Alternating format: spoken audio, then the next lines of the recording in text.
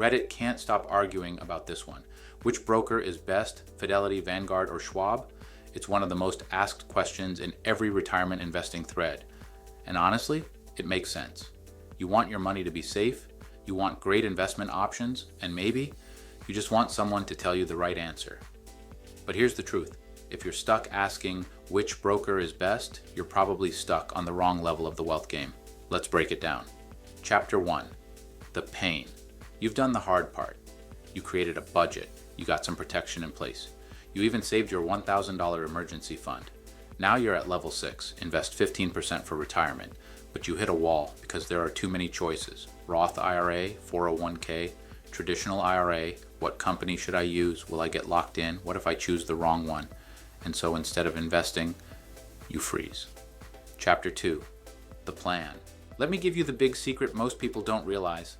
The brokerage you choose is not nearly as important as actually getting started.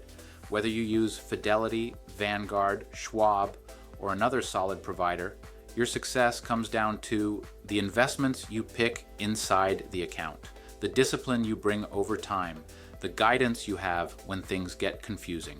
Here's what really matters. Can you open a Roth IRA or Roth 401k? Are there solid mutual fund options that beat the S&P 500? Can you easily automate contributions and rebalancing? Every one of those big-name brokerages offers these features. They all have pros and cons. Fidelity has great customer service and tools.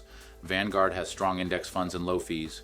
Schwab offers flexibility and great user experience. But you know what they all don't have? Someone who actually cares about your retirement. That's where I come in. Chapter 3. The pitfalls. Pitfall number 1. Obsessing over the brand name. People spend weeks comparing brokers and still never invest. That's analysis paralysis, and it costs you compound interest. Pitfall number 2. Opening the wrong account. Some people open a brokerage account when they should have opened a Roth IRA, or they start a traditional 401k when their job offers a Roth 401k. The account type and your tax strategy matter more than the broker's logo. Pitfall number 3. Thinking DIY means all by yourself.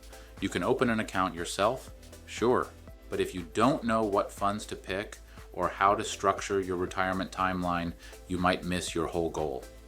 Chapter 4. The path forward. Here's your wealth game move. Step 1. Get to level 6. That means you've cleared your consumer debt, built your emergency fund, and are ready to invest 15%. Step 2.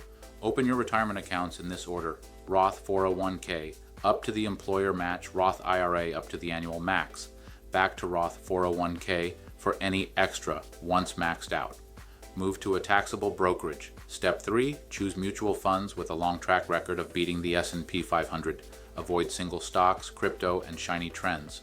Step 4. Automate your contributions and leave it alone.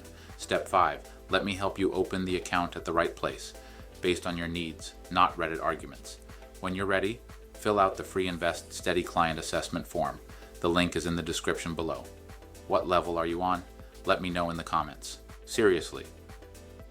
I want to know where you're at.